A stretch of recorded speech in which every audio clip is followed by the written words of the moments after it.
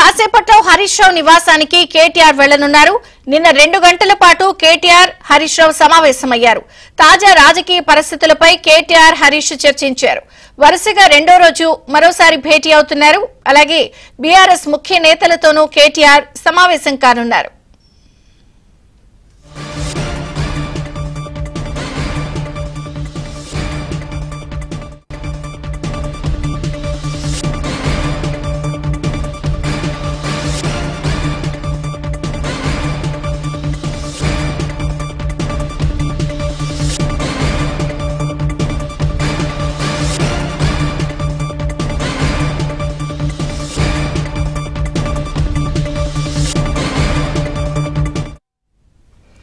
కాసేపట్లో హరీష్ రావు నివాసానికి కేటీఆర్ వెళ్లనున్నారు. నిన్న 2 గంటల పాటు కేటీఆర్ హరీష్ రావు సమావేశమయ్యారు. తాజా రాజకీయ పరిస్థితులపై కేటీఆర్ హరీష్ చర్చించారు. వరుసగా రెండో రోజు మరోసారి భేటీ అవుతున్నారు. అలాగే బీఆర్ఎస్ ముఖ్య నేతలతోనూ కేటీఆర్ సమావేశం కానున్నారు. ఇక వీరిరువురి భేటీకి సంబంధించి అప్డేట్స్ నరేష్ అందిస్తారు. నరేష్, వరుసగా రెండో రోజు భేటీ అప్డేట్స్ ఏంటి? ఏదైనా ముఖ్య కారణం ఉన్నాయా? మొత్తానికి ఇద్దరు రాజకీయ నాయకులు, ఒకే పార్టీకి సంబంధించిన ఇద్దరు రాజకీయ నాయకులు భేటీ అవడం సర్వసాధారణమే. కానీ ఈ సందర్భంలో ప్రస్తుత రాజకీయ పరిణామాల నేపథ్యంలో హరీష్ రావు నివాసానికి నిన్న కేటీఆర్ వెళ్లారు. సింగిల్గా వెళ్ళి, అంటే ఒంటరిగా వెళ్ళి దాదాపు 2 గంటల పాటు వాళ్ళిద్దరు మాత్రమే తాజా రాజకీయ పరిస్థితులు, పార్టీలో జరుగుతున్న వ్యవహారాల మీద చర్చించారు. సో ఈ నేపథ్యంలోనే ఈ అంశం పెద్దగా అంటే రాజకీయంగా పెద్ద చర్చనీయాంశంగా మారింది. మరొకసారి వరుసగా రెండో రోజు కూడా కేటీఆర్ కాసేపట్లోనే హరీష్ రావు నివాసానికి వెళ్ళిపోతున్నారు. ఈ సమావేశంలో బీఆర్ఎస్ పార్టీకి సంబంధించిన ముఖ్య నాయకులు కావచ్చు, ప్రస్తుత ఎమ్మెల్యేలు కూడా పాల్గొనబోతున్నారు. ఈ రోజు జరుగుతున్న అంటే ప్రస్తుత రాజకీయ పరిణామాలతో పాటు ముఖ్యంగా ఉద్యోగ సమస్యలు రాష్ట్రంలో అనేకం ఉన్నాయి. తాజాగా ఈ మధ్య కాలంలో ముఖ్యమంత్రి రేవంత్ రెడ్డి ఉద్యోగులకు బెనిఫిట్స్ ఇచ్చే వ్యవహారం మీద కొన్ని హాట్ కామెంట్స్ చేశారు. అప్పటి నుంచి కూడా బీఆర్ఎస్ పార్టీ ఉద్యోగుల పక్షాన పోరాటం చేయాలని చెప్పి నిర్ణయించుకుంది. ఎందుకంటే తెలంగాణ ఉద్యమంలో ఉద్యోగుల పాత్ర చాలా కీలకం. అయితే తాజాగా జరిగిన గత 2023లో జరిగిన ఏదైతే అసెంబ్లీ ఎన్నికలు ఉన్నాయో ఆ ఎన్నికల్లో బీఆర్ఎస్ పార్టీకి కొంత ఉద్యోగులు దూరంగా జరిగారు.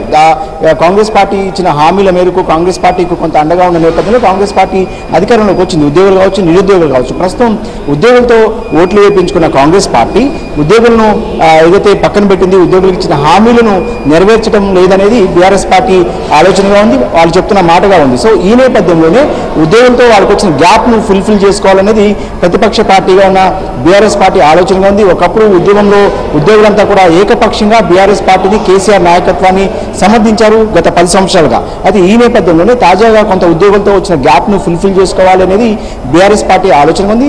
దాంతో పాటుగా తాజాగా కాళేశ్వరం కమిషన్ కూడా నేడే రేపు నివేదికను, ఇప్పటికే 400 పేజీల నివేదికను ప్రభుత్వానికి సమర్పించబోతుంది. ఇందులో మాజీ ముఖ్యమంత్రి కేసీఆర్ కావచ్చు, మాజీ నీటిపారుదల శాఖ మంత్రిగా పనిచేసిన, అప్పుడు ఇరిగేషన్ మంత్రిగా పనిచేసిన హరీష్ రావు కావచ్చు, ప్రస్తుత బీజేపీ నాయకుడిగా ఉన్న ఈటెల రాజేందర్ కావచ్చు, వీళ్ళందరికీ సంబంధించి పేర్లు కూడా, అంటే వాళ్ళని ఒక సందర్భంలో వీళ్ళ ముగ్గురిని కూడా విచారణకు పిలవాలని చెప్పి కాళేశ్వరం కమిషన్ భావించినప్పటికీ కూడా వెనక్కి తగ్గింది. ప్రస్తుతం ఆ నివేదిక కూడా సిద్ధమైంది. ప్రభుత్వానికి నివేదికను కూడా ఇవ్వబోతుంది. ఈ రోజు రేపు ఇచ్చే అవకాశం అయితే త్వరలో నివేదికను కూడా ప్రభుత్వానికి సమర్పించబోతుంది.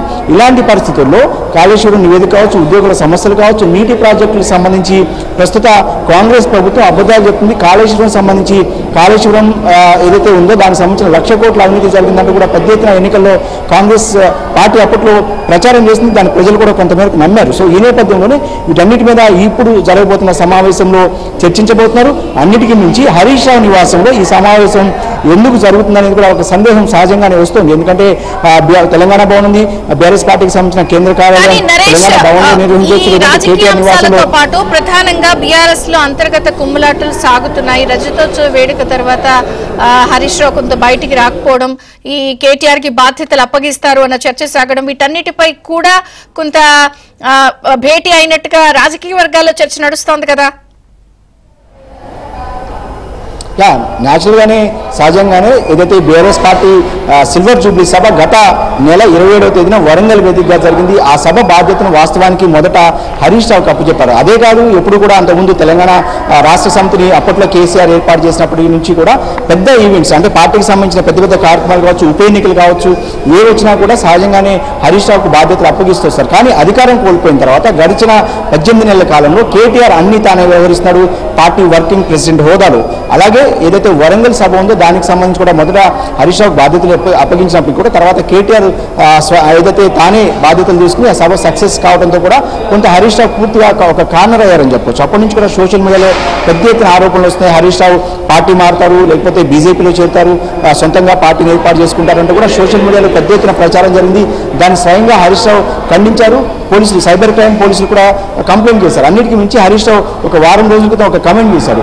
ఏదైతే బీఆర్ఎస్ అధ్యక్ష బాధ్యతను కేసీఆర్ కనుక కేటీఆర్కి అప్పగిస్తే స్వాగతిస్తాను, కేటీఆర్కి సహకరిస్తానంటూ కూడా ఒక కమెంట్ కూడా హరీష్ రావు చేశారు. అప్పటి నుంచి కూడా కొంత స్తబ్దుగా ఉన్న హరీష్ రావు ఈ కామెంట్ చేయడంతో కొంత బీఆర్ఎస్ పార్టీలో ఒక అలజడి రేగింది. ఒకవైపు కవిత తాను బలపడే ప్రయత్నం చేస్తూ తాను సొంతంగా పార్టీ కార్యక్రమాలను పక్కన పెట్టి పూర్తిగా జాగృతి పేరుతో అనేక కార్యక్రమాలు నిర్వహిస్తూ కవిత ముందుకు వెళ్తారు.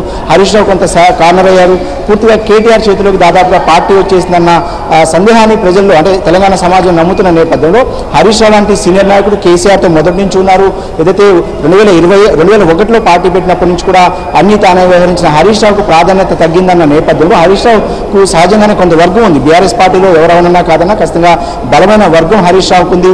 సమయం వచ్చినప్పుడు అంతా కూడా హరీష్ రావుకు అండగా నిలుస్తామంటూ కూడా అంటే బీఆర్ఎస్ పార్టీలో ఒక చర్చ జరుగుతూ ఉంటుంది. అదేవిధంగా ఆయన అభిమానులు కూడా కొంత అసంతృప్తి ఉన్న మాట అయితే వాస్తవం. వీటన్నిటికీ ఫుల్ స్టాప్ పెట్టేందుకే నిన్న కేసీఆర్ సలహా మేరకే ఏదైతే మాజీ ముఖ్యమంత్రి బీఆర్ఎస్ అధినేతగా ఉన్న కేసీఆర్ సలహా మేరకే కేటీఆర్ స్వయంగా హరీష్ రావు నివాసానికి వెళ్ళి దాదాపు 2 గంటల పాటు చర్చలు జరిపారు. కొంత సానుకూల వాతావరణం అంటే ఏదైతే తామంతా కలిసే ఉన్నాము, ఎక్కడ కూడా పార్టీలో విభేదాలు లేవు, అందరం కూడా కేసీఆర్ నాయకత్వంలో, కేటీఆర్ కాదు కేసీఆర్ నాయకత్వంలో పనిచేస్తా ఉన్న ఇండికేషన్స్ పంపించడానికి నిన్న కేటీఆర్ హరీష్ రావు నివాసానికి వెళ్ళారు. ఈ రోజు అయితే కీలక నాయకులను తీసుకుని రాష్ట్రంలో జరుగుతున్న తాజా పరిణామాల మీద చర్చించబోతున్నారు.